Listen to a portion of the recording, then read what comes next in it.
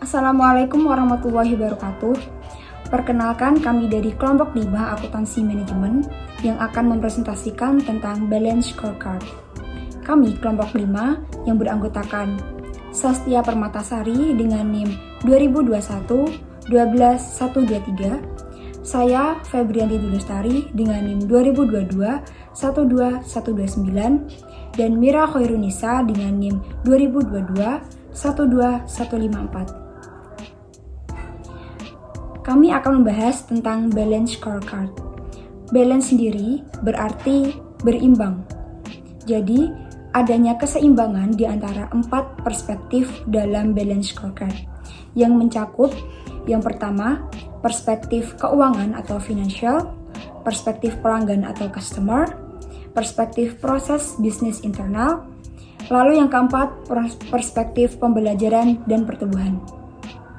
Nah, perspektif keuangan menjadi perhatian karena ukuran keuangan merupakan konsekuensi ekonomi yang terjadi akibat keputusan dan kebijakan. Tujuan pencapaian kinerja keuangan yang baik merupakan fokus dari tujuan-tujuan yang ada dalam 3 perspektif lainnya, yakni customer, internal proses bisnis, lalu learning and growth. Nah, sasaran-sasaran perspektif keuangan ini dibedakan pada masing-masing tahap. Yang pertama ada growth, tumbuh kembang, sustain, bertahan, lalu harvest, yaitu panen. Selanjutnya yakni perspektif pelanggan atau customer.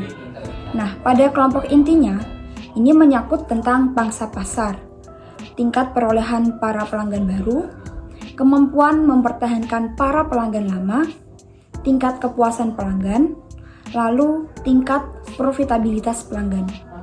Nah, kelompok tadi juga dapat ditunjang dengan kelompok penunjang, yakni antara lain atribut-atribut produk, meliputi fungsi, harga dan mutu, hubungan dengan pelanggan, dan citra serta reputasi perusahaan atau organisasi beserta produk-produknya.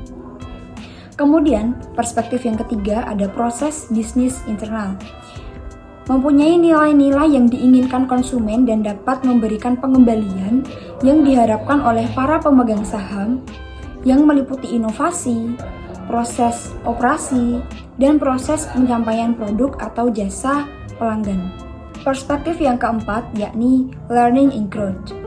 Mengembangkan pengukuran dan tujuan untuk mendorong organisasi agar berjalan dan tumbuh dengan tujuan menyediakan infrastruktur untuk mendukung pencapaian ketiga perspektif lainnya. Dengan memperhatikan 2 faktor berikut, yakni keputusan karyawan dan juga kemampuan sistem informasi. Nah, keputusan karyawan di sini itu keterlibatan dalam pengambilan keputusan, pengakuan, akses untuk memperoleh informasi, dorongan untuk melakukan kreativitas dan inisiatif serta dukungan dari atasan.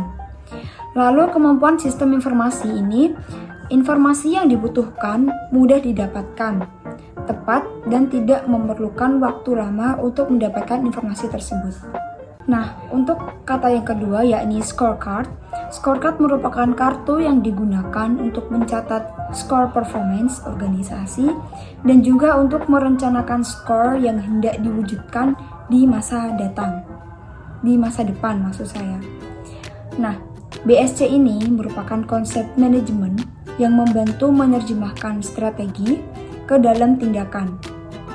BSC ini dikembangkan oleh Robert Kaplan dan David Norton dari Harvard Business School pada awal 1990 sebagai upaya untuk memantau pencapaian tujuan organisasi tidak hanya dari perspektif finansial, melainkan dari perspektif pelanggan, penyempurnaan proses internal, serta pembelajaran dan inovasi atau pertumbuhan yang sudah saya singgung di depan tadi.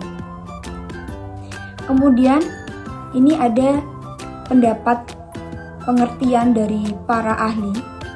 Menurut Kaplan dan Norton, BSC merupakan suatu metode pengukuran hasil kerja yang digunakan perusahaan atau instalasi melalui kartu skor yang hendak diwujudkan manajemen di masa depan dibandingkan dengan hasil kerja yang sesungguhnya.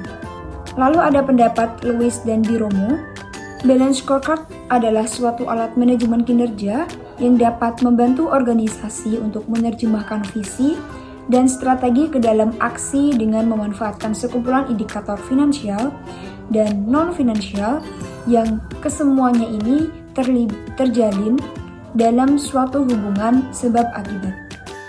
PSC dan pengukuran kinerja. Yang pertama, pengukuran kinerja merupakan salah satu faktor penting dalam perusahaan atau organisasi. Selain digunakan untuk menilai keberhasilan organisasi, juga digunakan untuk menentukan sistem imbalan.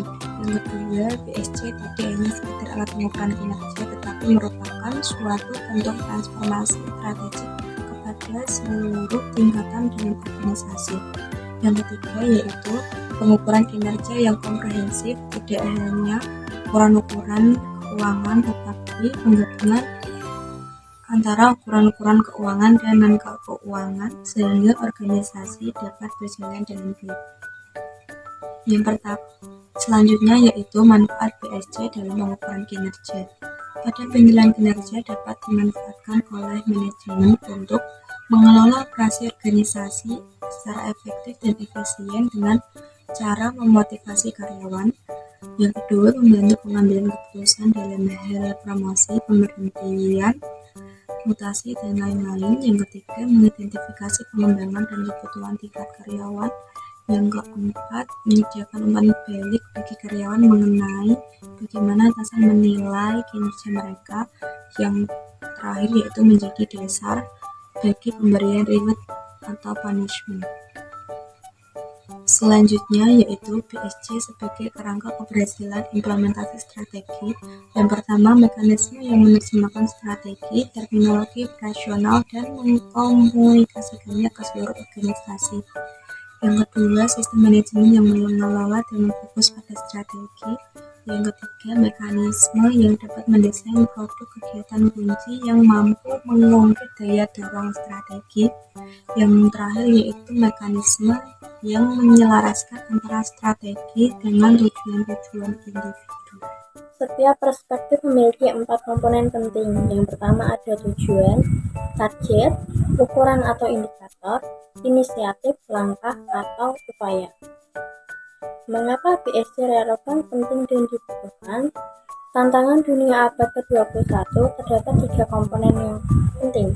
Yang pertama, mayoritas organisasi ditentukan oleh faktor-faktor non-keuangan, yaitu lebih pada faktor poles-sosbud. Yang kedua, faktor-faktor non-keuangan menentukan kinerja keuangan dan nilai-nilai pelanggan seperti kredibilitas pejabat, perumusan, dan berencana strategi sampai ke program, kegiatan penetapan anggaran, dan lain-lain.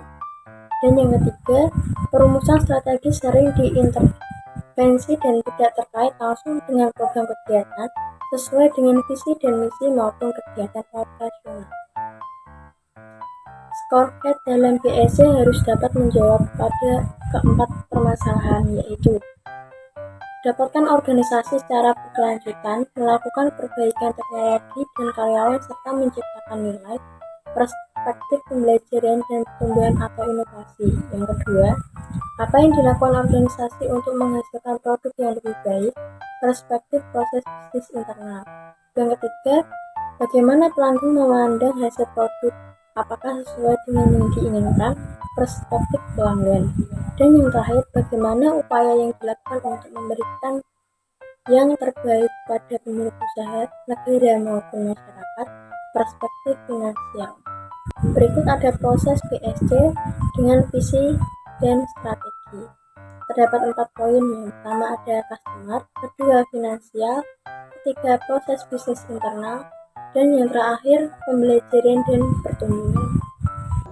Demikian penjelasan yang dapat kami sampaikan. Kurang lebihnya kami mohon maaf. Wassalamualaikum warahmatullahi wabarakatuh.